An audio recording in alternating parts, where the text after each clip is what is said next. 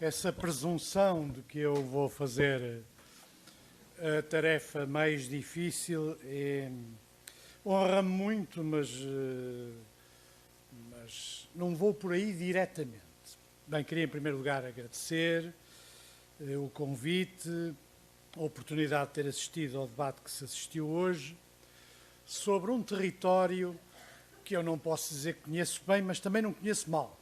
Apesar de tudo, conheci-o com alguma intensidade há cerca de 40 anos e depois fragmentariamente numa outra circunstância. O meu pai foi professor aqui em Famalicão e vim aqui regularmente e, portanto, ainda reconheço, ainda me movimento no centro. À medida que vou saindo do centro já é tudo muito mais complicado. Mas eu antes do 25 de Abril, pouco antes do 25 de Abril, eu tive um curso abreviado do Val do Ave. Estas coisas não se deviam contar, mas, enfim, a esta distância já se podem contar. Eu tinha, enfim, como sabem, alguma atividade política clandestina e uma parte dela era exercida exatamente aqui nesta zona do Val do Ave e portanto, usava nomes falsos e identidades falsas e tal, e a uma dada altura era operário.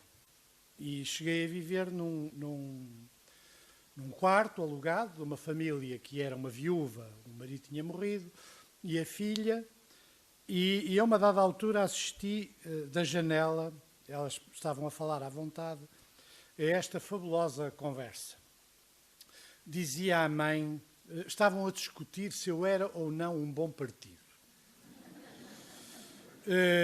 O que é uma discussão absolutamente normal, rigorosa e que se tem um pouco por todo lado. Ele é ou não um bom partido. Ele é bem falante, mas bom partido não sabíamos. E então estava a discutir, a mãe a dar conselhos à filha, e a filha a uma dada altura disse o seguinte: eu até me casava com ele se ele não fosse operário.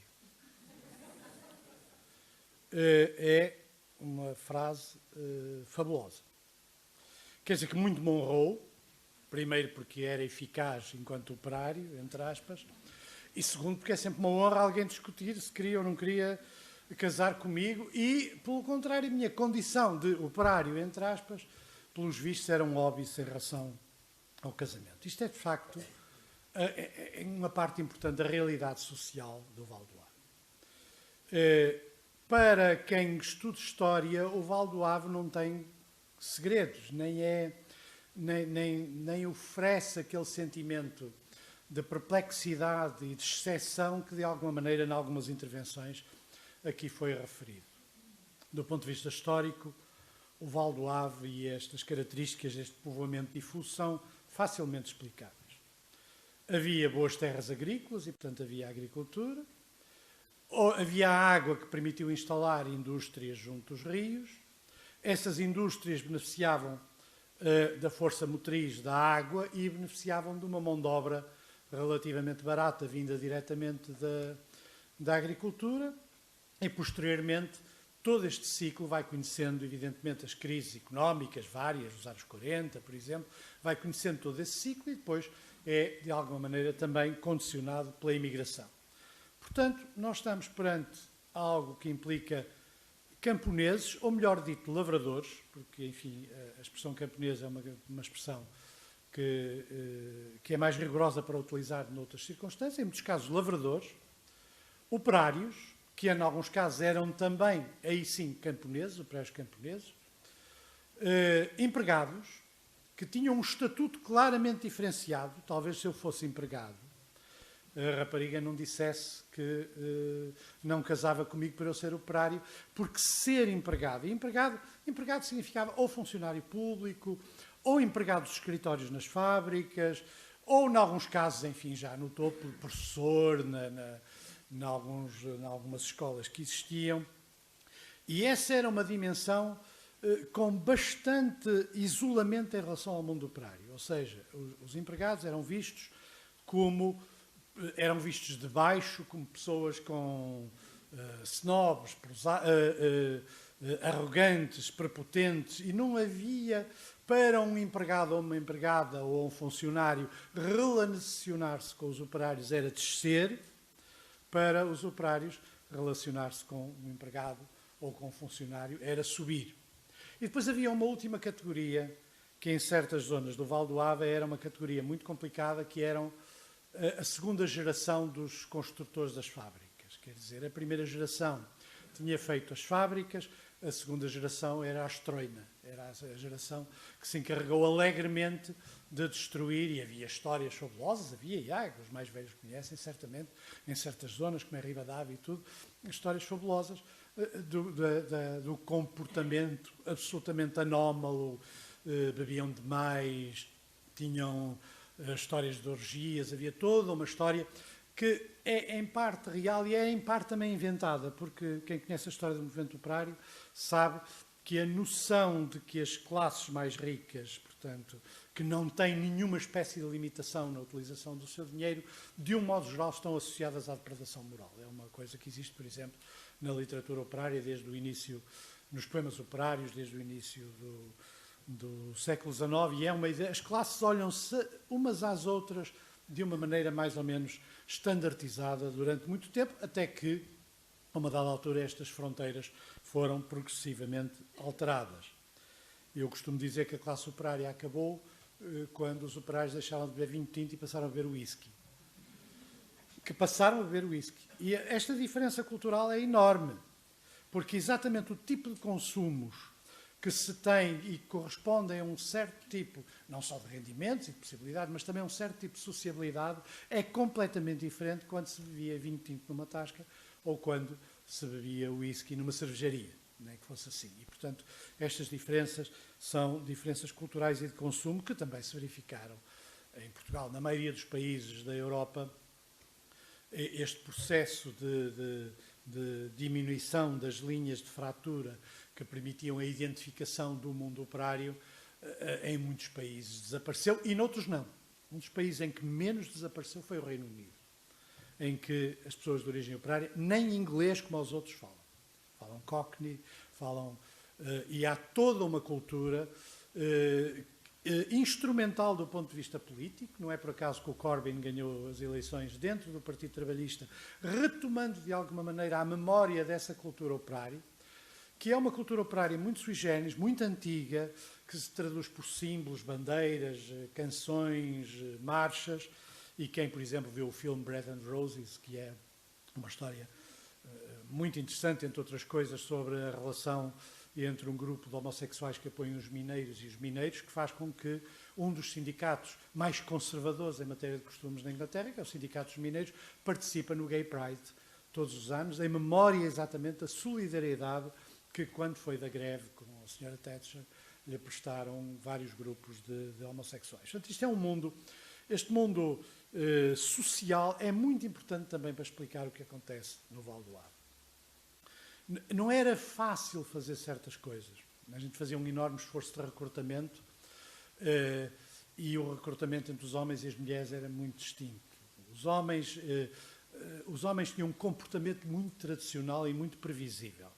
E as mulheres, sem os homens saberem, estavam 100 mil quilómetros à frente. Quer dizer, sob todos os pontos de vista, sob o ponto de vista do comportamento sexual, sob o ponto de vista do comportamento individual, sob o ponto de vista de uma certa noção de sisterhood, como se diz em inglês, que acontecia nos fins de semana quando iam ao cabeleireiro, cujo, por sua vez, a cabeleireira era ela própria uma antiga operária, que ao fim de semana tinha uma sala onde, portanto, havia todo um mundo que é, em grande parte, opaco para quem não teve conhecimento direto e que era possível ter. E é evidente que este mundo depois explica muitas características daquilo que nós chamamos o território e também algumas mudanças significativas que estão a passar hoje. Uma delas, dou apenas essa como exemplo, até porque já dei numa entrevista que dei há bocado, é que um operário desempregado é um problema social. Uma operária desempregada é um problema social e um problema que nós podemos chamar civilizacional. Não é a mesma coisa. Quando as operárias são as primeiras a ser despedidas, o que acontece muitas vezes, elas regressam a donas de casa. Deixam de ter a independência que lhes garante o salário. E isso é, objetivamente, um retrocesso muito significativo. Quando a gente fala, às vezes, de progressos civilizacionais, muitas vezes não sabe como é que os há de descrever. Este é um bom exemplo. A mulher que é operária, que tinha salário, tinha independência, não significa necessariamente tinha independência económica, não significa necessariamente tinha um comportamento especialmente diferente com o marido, que em muitos casos era operário também, porque os casais de operários eram comuns. Significa apenas que, ao regressar ao estatuto de dona de casa, de doméstica, há um conjunto de alterações comportamentais, deixa-se dedicar, deixa de cuidar de si própria como cuidava antes, passa a ter que gastar para os filhos e para a manutenção da casa e, portanto, gasta menos a comprar vestidos. Os consumos que, de um modo geral, os intelectuais desprezam são muito relevantes para quem nunca teve acesso a um mínimo de condições de independência subjetiva e de propriedade das coisas, que de alguma maneira significa uma posse que é vantajosa do ponto de vista material. E, portanto, quando analisamos a crise no Val do Ave, esses fatores não podem deixar de ser tidos em conta, em particular porque há uma feminização considerável da mão de obra operária. E isso significa mudanças sociais que são importantes para perceber se há ou não há uma seta do tempo. Os historiadores nestes dias não acreditam em nenhuma seta especial do tempo. Quer dizer, não acreditam que a história caminhe no sentido do progresso. A maioria não acreditam que haja... Acreditam que se pode viver melhor, mas não acreditam que aquilo que contribui para se viver melhor seja adquirido. Por exemplo, eu prefiro viver num mundo com anestesia do que sem anestesia. E, portanto, desse ponto de vista, há uma seta, quer dizer, que representa maior bem-estar e maior comodidade. Mas eu sei alguma coisa de história e sei também que todo um conjunto de tratamentos médicos, receituário e tudo que existia, por exemplo, na Antiguidade Clássica, desapareceu durante a Baixa Idade Média. Portanto, eu também sei que as coisas não são lineares e que há circunstâncias que podem implicar um retrocesso significativo. É por isso que a opção volitiva pela democracia e pelo mundo da liberdade, que é uma opção volitiva, não existe na natureza, que nós escolhemos viver assim, é um elemento cultural muito importante para combater a barbárie. E por falar em barbárie, dizer algumas coisas que têm a ver também com as discussões que aqui tivemos. A primeira coisa que aqui foi falada foi a realidade. Eu acho que a realidade hoje é uma palavra obscena, porque faz parte deste vocabulário destes últimos anos e é utilizada como um acrescento da tina. Quer dizer, quando alguém quer discutir alguma coisa, a tina ou não há alternativa, não, a realidade, é tal tijolo que eu ponho lá na quadratura, a realidade impede que seja de outra maneira. Eu, se tivesse um aluno de filosofia que me dissesse isto, chumbava-o imediatamente, porque é suposto saber que a realidade é construída, como aliás surgiu aqui nas primeiras intervenções, e não há uma realidade que de alguma maneira possa ser considerada anterior à nossa construção da própria realidade. Claro que este conceito de realidade é objetivamente político. Aliás, as referências à política foram pequenas, mas o problema do território no Val do Ave é, em primeiro lugar, um problema político. Foi e é um problema essencialmente político no sentido mais lato. Não é partidário, não é a mesma coisa, mas é um problema político no sentido mais lato. A ideia de que existe uma realidade pré-concebida e de que não há liberdade para a ação, quer política, quer social, quer cultural, fora dos termos de uma realidade que é normalmente definida pelo economês ou pelo mau economês, é uma das ideias mais perigosas sobre a realidade dos dias de hoje. Ela associa-se à ideia do ajustamento. A palavra ajustamento é uma palavra muito típica dos dias de hoje. E é também inaceitável do ponto de vista teórico e do ponto de vista filosófico. O que é que significa ajustar? Ajustar a quê? À realidade. A ideia é que há um estado natural das coisas, a realidade, que nós abandonamos vivendo acima das nossas posses e que, portanto, de alguma maneira temos que retornar a esse estado natural da realidade e só a partir do retorno a esse estado natural é que podemos eventualmente enriquecer ou diminuir a pobreza. Enquanto não regressarmos ao estado natural, esta é uma ideia, Salazar tinha esta ideia de outra maneira, qual era a situação do país? Era a pobreza inerente ao país. Portanto, a descrição de um país, nós somos um país eminentemente pobre e, portanto, a saída dessa pobreza natural que Portugal tinha significava sempre uma ruptura precipitada e pouco prudente em relação à nossa condição de vida. E é por isso que, de facto, é bom que aqui se tenha discutido, logo na primeira intervenção do Nuno Salveira e depois na intervenção que fez o Álvaro Domingos, que foram intervenções destinadas a mostrar que não há, objetivamente, uma realidade, mas elas abrem caminho a um debate intelectual interessante que perpassou todo o dia e que é um debate muito curioso entre intelectuais, que é os intelectuais que acham que a sua função é essencialmente dar racionalidade às coisas e, portanto, tendem a ser planificadores, num certo sentido. Portanto, o mundo é desordenado, a nossa obrigação é dar ordem a um mundo que é naturalmente desordenado e, portanto, este tipo de noção do intelectual como racionalizador, como o homem que traz a racionalidade às coisas, está implícita na ideia de que é possível, sobre um mundo caótico ou complexo, ele não é bem caótico, ele é mais complexo do que caótico, introduzir uma ordem qualquer que ou podia ser a ordem natural, no caso do ajustamento, ou a ordem da razão, no sentido da construção de uma sociedade em que haja uma engenharia social, política, cultural do território pré-concebida e pré-pensada. Isso é uma escola, que aliás surgiu aqui também.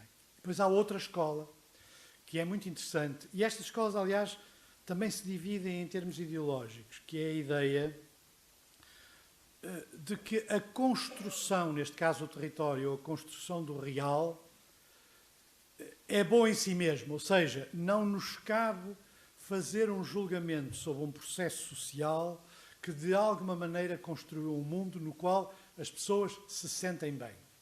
Isso foi contestado e tem interesse a contestação, que é sentem-se bem ou não têm alternativa? Sentem-se bem ou não tiveram possibilidade de escolher outra maneira de viver?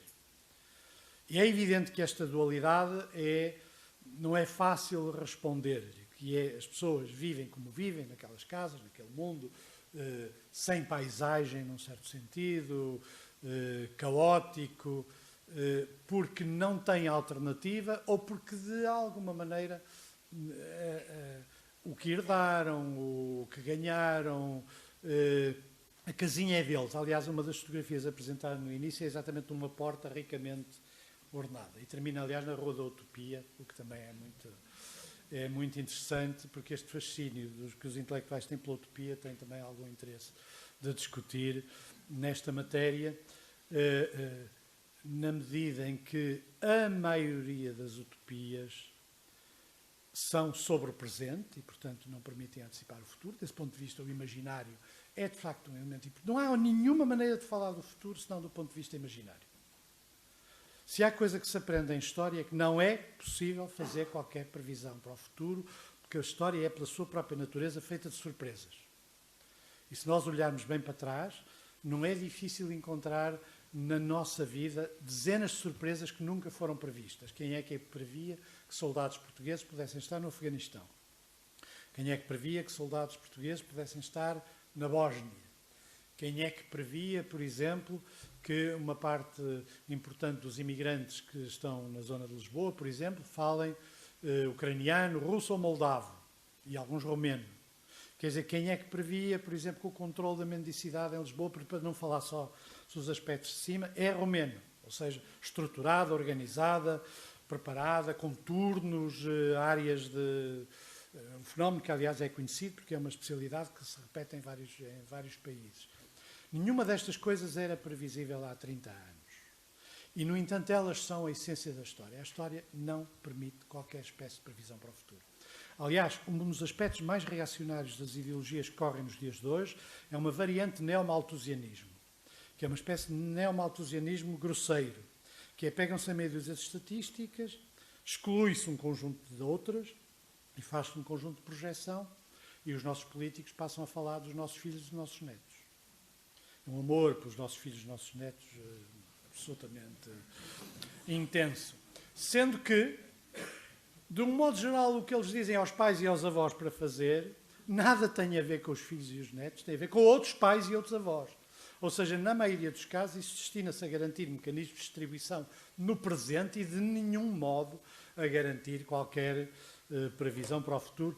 Mesmo as previsões demográficas e da segurança social são todas construídas no sentido de legitimar um discurso político sobre o presente e não propriamente de fazer qualquer espécie de previsão sobre o futuro. Por isso, quando falamos, e nas discussões que houve aqui sobre o território, sobre as expectativas, sobre os resultados, sobre o que é que de alguma maneira fez aquele tecido, aquele território, aquela casa comum, a primeira parte é meramente descritiva. Se é casa comum ou não, já é diferente. Para ser casa comum é suposto que as pessoas a entendam como sua casa, com o elemento afetivo que implica ser a sua casa. E não é líquido que todos sintam que é a sua casa. Podiam achar que era a sua casa há 5 anos, ou há 10 anos, quando havia emprego. Não é líquido que sintam em 2016 que aquela é a sua casa, quando nesse sítio e nesse local não têm condições mínimas para poder manter a sua família e têm ou que emigrar ou de alguma maneira viver, como acontece com os desempregados de longa duração, viverem uma vida que não tem futuro. Essa sim, essa não tem futuro nenhum. Olham para a frente e é cada vez pior. Porque basta o tempo passar, a austeridade não precisa de novas medidas, basta passar o tempo sobre as anteriores para haver uma degradação muito sistemática das condições de vida. Portanto, nós estamos perante... O que é interessante nesta zona, neste território, é a sua especial sensibilidade aos processos sociais e económicos. Culturais, não sei, mas também admito que sim, mas é uma zona que, dada a natureza, dado o facto de ter indústria, dado o facto de ter agricultura, dado o facto de ter uma população com determinadas características sociais e também com uma determinada memória, depois falaremos também da memória, é particularmente sensível aos processos de transformação. O mesmo já não se passa em muitos sítios, embora estas comparações sejam sempre arriscadas, mas admito, por exemplo, que numa aldeia alentejana em que a população é muito envelhecida, não tem nenhuma espécie de habilitação profissional, em muitos casos é analfabeta, depende inteiramente de um mecanismo de subemprego garantido pela Câmara Municipal ou pela Junta de Freguesia, que evidentemente garante a subsistência dessas pessoas que não teriam nenhum outro meio. E é por isso que elas votam no PC, em alguns casos.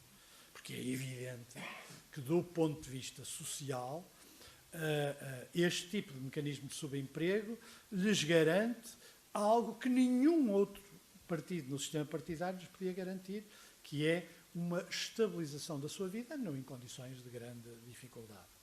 Mas aí o tempo passa mais devagar. Aí o dinamismo das forças sociais é, apesar de tudo, mais, acima de tudo, o tempo passa pelo envelhecimento. Ou seja, as pessoas envelhecem, morrem e vai havendo uma crescente desertificação de uma parte importante do território português. Aqui o problema, a dinâmica social é mais intensa e isso é um fator que é relevante também para se estudar o território. Aliás, há um aspecto que apareceu apenas vagamente aqui, num desenho de um dos Urban Sketchers, foi um relógio. Quando se discute o problema de se é urbano ou se é rural, há uma maneira muito simples de nós compreendermos se é urbano ou se é rural ou se é as duas coisas. É saber que tempo é que é o tempo dominante. É o tempo industrial dado pelo relógio ou é o tempo natural, rural, dado pelo ciclo das estações e pelo dia, pelo sol, pelo levantar do sol e o pôr do sol. Nós não temos muitas vezes essa consciência, mas a maioria destas pessoas, o único device que tem, que nós estamos aqui, o único device que tem acoplado a si, para além do telemóvel, que hoje, no modo geral, em média, se consulta em muitos países 250 vezes por dia.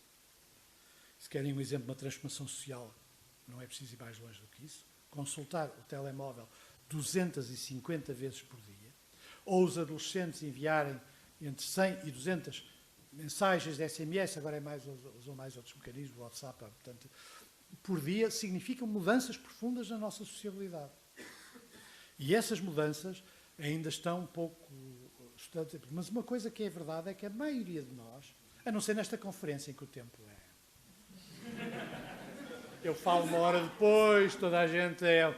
O tempo é muito criativo. Ou seja, esta conferência é pré-industrial. Na medida em que o tempo é o tempo desta sala. Não faz sol, nem chuva, nem as estações contam, mas é muito ainda o tempo pré-industrial. Os intelectuais também gostam do tempo pré-industrial.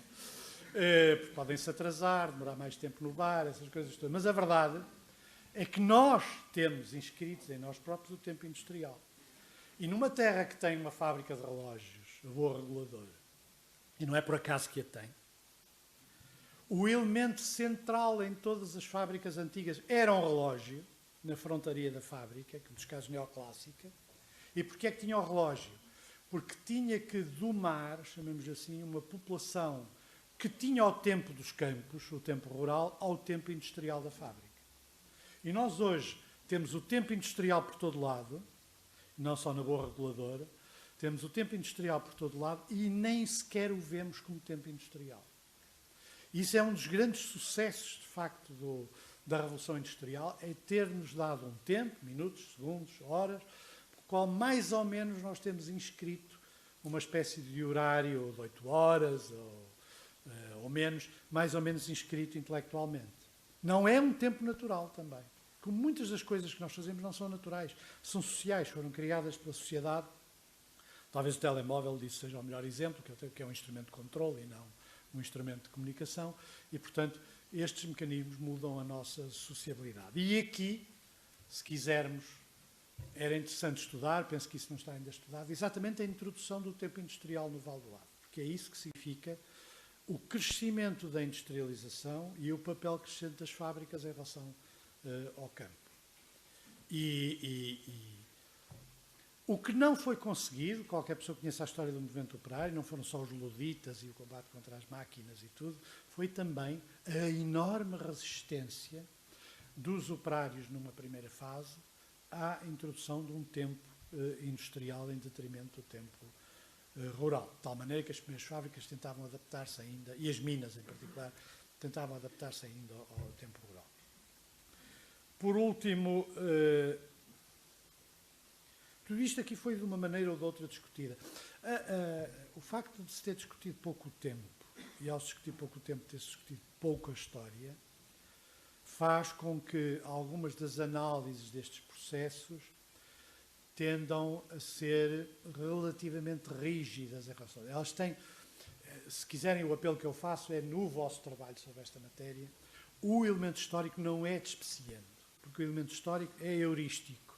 Permite fornecer um entendimento de alguns processos, às vezes melhor do que a pura descrição. Eu sei que arquitetos, urbanistas e geógrafos, mas mais arquitetos e urbanistas, normalmente têm um aparelho conceptual gigantesco para defrontar estas coisas. Eu, aliás, quando li o programa, eu fiquei, onde é que eu me vou meter? Porque aquilo é ainda é das disciplinas científicas que ainda usa um aparelho conceptual denso, particularmente nos textos escritos, denso. Aquilo é. Claro que depois, na conversa, essa densidade perde-se bem. Perde-se bem. Aliás, logo início, na sua intervenção, por exemplo, era muito interessante ver até que ponto há uma dissolução quase que imediata. Porquê? Para conversar, para falar, há uma dissolução muito significativa daquele denso aparelho ideológico que se encontra mais nos textos escritos, neste caso. Portanto, eu olhei para aqui e disse, eu não vou conseguir falar com esta gente, salvo seja, porque esta linguagem eu não, quer dizer, não sei e não quero. Este segundo elemento, não quero, não é irrelevante. Não sei e não quero. Agora que hoje que morreu o Barthes, morreu o Eco, uma das coisas que fez o Barthes e o Eco, muitas das coisas sobre as quais escreveram já existiam desde os anos 20 em tratados mais ou menos circunspectos em Oxford e em Cambridge, os estudos da simbólica, os estudos da imagética medieval e tudo. O que eles introduziram foi, de facto, uma linguagem, num certo sentido, narrativa, sem perder o rigor conceptual. Ou seja, estão a falar connosco, não estão a falar com os conceitos. E esse, às vezes, é um problema complicado em algumas disciplinas. A crítica literária também era assim, fora de Portugal, porque em Portugal não há crítica literária, é tudo bom. Em Portugal os livros são todos bons, e portanto, quando não se fala, é porque são maus, mas de um modo geral, quando se fala, são todos bons. E o que acontece é que a crítica literária, principalmente nos Estados Unidos e no Reino Unido, usava este tipo de terminologia que evidentemente restringia em grande parte a capacidade de comunicar com um público muito significativo. Não é que o público não conhecesse a gramática ou a semiótica, ou se quisermos, a conceptualidade. Era que, na realidade, aquilo traduz-se numa espécie de escolástica dos tempos modernos. É uma forma escolástica dos tempos modernos em que não se ganha necessariamente em rigor, mas ganha-se em dificuldade de comunicação. O problema da memória é um problema crucial. E aqui retomo algumas coisas que já aqui foram ditas sobre a memória. De facto, a memória é o mais democrático dos tempos. E, na verdade, a memória é o presente e o passado. O futuro não existe. O futuro é uma invenção literária. Mas o passado, que é o que nós vivemos a cada momento e, portanto, que está sempre a construir... Peço desculpa, o presente, que é o que nós vivemos em cada momento, está sempre a construir-se como passado, necessita da memória. E num caso em que nós estamos a tratar de uma matéria cívica, porque, no fundo, o que nós estamos a tratar é do modo como as pessoas vivem num determinado espaço, saber se esse espaço corresponde às suas expectativas, corresponde a um bom viver ou a um mau viver, e o que é que perturba o funcionamento desse espaço para as pessoas que vivem nele, que tensões existem nesse espaço, e isso é objetivamente um objetivo político, cívico e democrático. A memória é fundamental, porque tudo combate a memória. Tudo é contra a memória. A comunicação social tem memória de passarinho, 15 dias, talvez, provavelmente até 15 dias, porque os acontecimentos mais anteriores já não entram na análise do presente. Há esta obsessão pelo presente e pela novidade tem como efeito, evidentemente, impedir a distanciação histórica. A memória é, em si, das mais revolucionárias coisas que nós podemos transportar para a democracia. E por isso é importante garantir que, neste território, haja memória da vida miserável que se viveu durante muito tempo. Haja memória de que não é preciso ir muito longe para encontrar pessoas que não tinham sapatos. Não é preciso ir muito longe para encontrar pessoas que viviam no limiar da subsistência. Não é preciso ir muito longe para encontrar todo o tipo de autoritarismos, persporrência, violências feitas sobre homens e mulheres. Nas fábricas. Não são... Nós sempre devemos ser o único país em que a imprensa económica nunca trata das condições de trabalho. Quer dizer, no meu entendimento, é da economia, não é? Se quisermos. Ou seja, fala das empresas, não fala dos trabalhadores. Os trabalhadores não existem na nossa visão atual da economia. Ou são mão de obra, ou são empregados, ou são colaboradores, que é outra forma absolutamente hipócrita, mas muito interessante. Mas a verdade é que, ao se retirar esta dimensão de que, no fundo, quem está lá a trabalhar, quem tem a vida... Por exemplo, era muito interessante estudar também aqui no Valdoava a diferença entre os turnos da noite e os turnos do dia, por exemplo. O turno da noite, que era masculino, e penso que ainda é masculino, e os turnos do dia, que eram, em muitos casos, femininos. Quais eram os trajetos que as pessoas... O que é que as pessoas faziam quando saíam de um turno da noite, às 6 da manhã, por exemplo? Como é que a população desta zona se comporta em relação à igreja, por exemplo, em relação ao casamento, em relação ao aborto, em relação à condição feminina, ao género, em relação à procura de bens materiais. Foi aqui referida a motocicleta. Se é uma zona que precisa de moto, se fôssemos para Aveiro era a bicicleta, por isso simplesmente, mas a bicicleta também tem um papel importante. A que status social corresponde adquirir determinadas coisas? Adquirir um carro? Que tipo de carro? Que tipo de uso é feito ao carro? Estas coisas dariam a este estudo do território uma vida importante, porque ele é habitado por pessoas e aí é importante. E não só a memória, porque quer a gente queira, quer não, os mais velhos têm memória da pobreza. E uma população que tem memória da pobreza não se comporta da mesma maneira de uma população em que já foram os avós ou os bisavós que tiveram a memória da pobreza. O comportamento em relação à poupança, o comportamento em relação aos gastos, o comportamento em relação às férias, o comportamento em relação... Nós reduzimos o nosso olhar sobre as coisas por várias razões, uma delas ideológicas, o desprezo pelo consumo, que é uma das coisas que, aliás, a esquerda ajudou a que a direita usasse. Ao fazer uma crítica aos consumos daquelas pessoas que, pela primeira vez, principalmente as mulheres, tinham a oportunidade de ter máquinas de lavar pratos ou máquinas de lavar, ou podiam usar eletrodomésticos. A crítica aos eletrodomésticos e a crítica a um determinado consumo de bens é algo que foi feito muito à esquerda e que foi excelente para a direita dizer viver acima das suas posses, penalizando aquilo que são consumos de caráter espiritual, chamamos assim, como as férias. As férias é um consumo que foi vilipendiado nos últimos anos. Com aquela imagem que as pessoas vinham de Acapulco, com aqueles chapéus nos aviões. Eu bem sei que aquilo era deprimente nos aviões. Se alguém apanhou uma excursão dessa...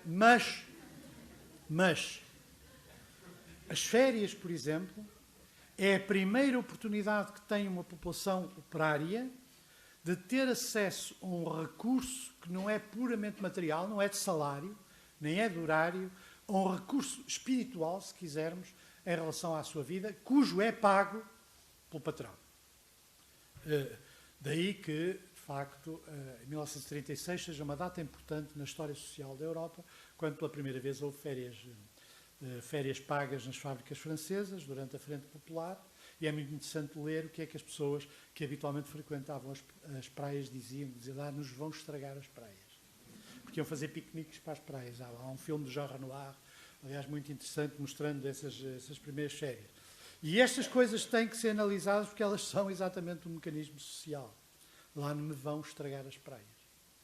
E, portanto, estes mecanismos e a memória destes mecanismos, por que razão é que, apesar de tudo, o associativismo popular é frágil nesta zona?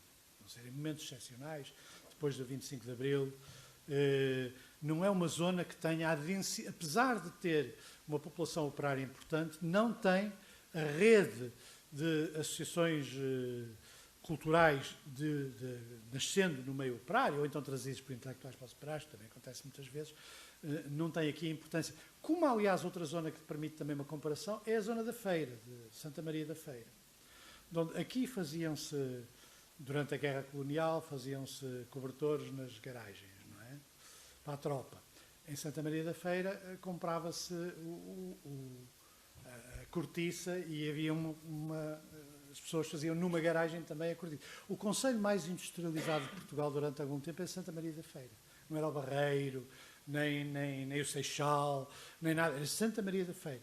Aliás, era interessante também fazer o trabalho comparativo, porque o tecido social na zona da Feira não é muito distinto do tecido do Ave, com uma diferença, é que dependia de 2 ou 3 fábricas importantes das rolhas, não é? Das fábricas de rolhas e de uma outra fábrica de cordas e tudo. Portanto, o número, a presença fabril não tinha a intensidade que tinha aqui. Vi aqui também uma imagem interessante, que aliás é do meu arquivo, provavelmente quem a passou não tenha essa ideia, mas tenho todo o gosto que ela se torne coletiva, que é a representação das fábricas que os patrões gostavam de apresentar.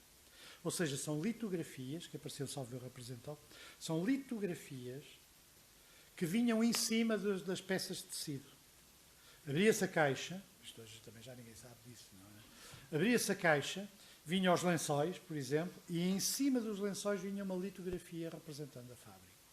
Se nós quisermos, por exemplo, estudar o imaginário destes construtores do ave industrial, é muito interessante ver, porque temos a estátua, em alguns casos até a estátua da República, noutros não, temos a bandeira, temos a representação dos próprios, temos a casa do dono da fábrica, em muitos casos ao lado, e este mundo é também muito interessante para perceber esta primeira geração que merece também ser estudada dos construtores do mundo, como deve ser estudada a história da poluição. Eu vi aqui as referências à poluição, mas eu ainda me lembro de ver, conforme mudava o tinto das fábricas, mudava a cor dos rios, não é? Portanto, usavam um tinto de uma cor e o rio ficava de uma cor, e depois mudavam de outra e ficava de outra. E, portanto, isso também, num trabalho histórico e analítico sobre esta zona, também deve ser tido em conta. Bom, no debate de hoje, com isto concluo, foi muito interessante duas coisas. A parte analítica e descritiva e a parte, chamemos assim, colocada sob a forma de perguntas que elas são em si mesmas, em muitos casos, contraditórias. A descrição que pretende ser, em grande parte, bondosa do produto, a descrição já menos bondosa do produto, ou seja, de como o território existe na realidade, e também a pergunta que não é de todo respondida, eu percebo bem porque, é o que é que se faz disto. É muito interessante porque a parte do planeamento não discutiu o que é que se faz desta coisa. Uma parte das pessoas disseram que não é possível fazer nada, em bom rigor. Quer dizer, porque os processos que estão em curso, todas as tentativas... É engraçado porque há um maltratamento de todas as tentativas de ordenamento. Todas. Aqui é uma má fama. Contra vocês funciona. Quer dizer, uma má fama generalizada de todas as tentativas de encontrar ou uma normativa aplicável ao território ou então processos de planeamento. Admito que não resultem, mas também é um elemento tensional, chamemos assim, para utilizar essa linguagem, do debate de hoje.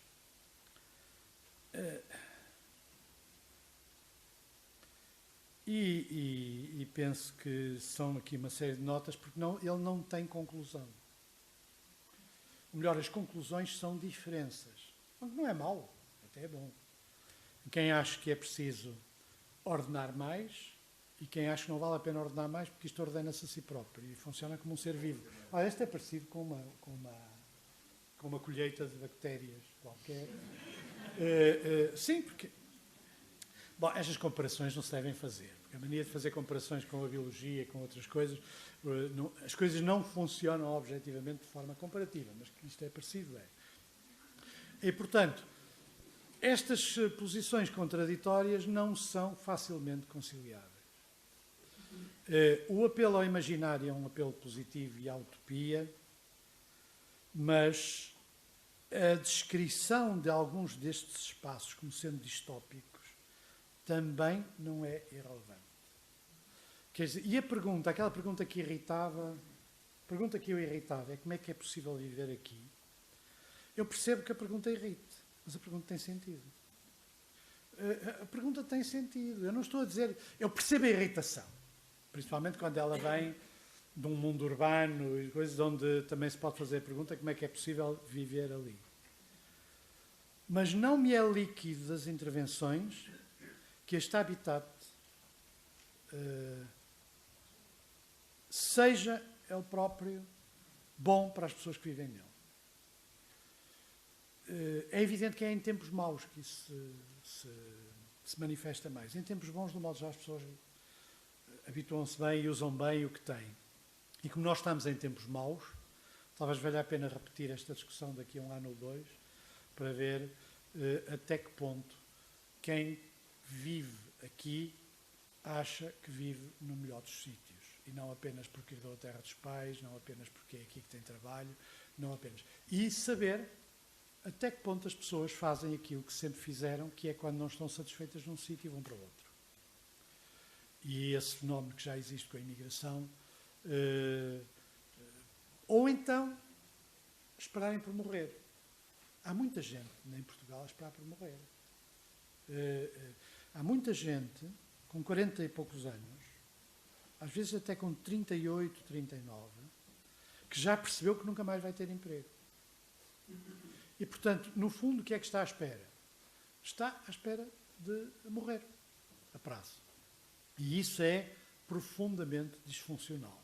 Vamos ver como é que isso subsiste nesta zona. Muito obrigado.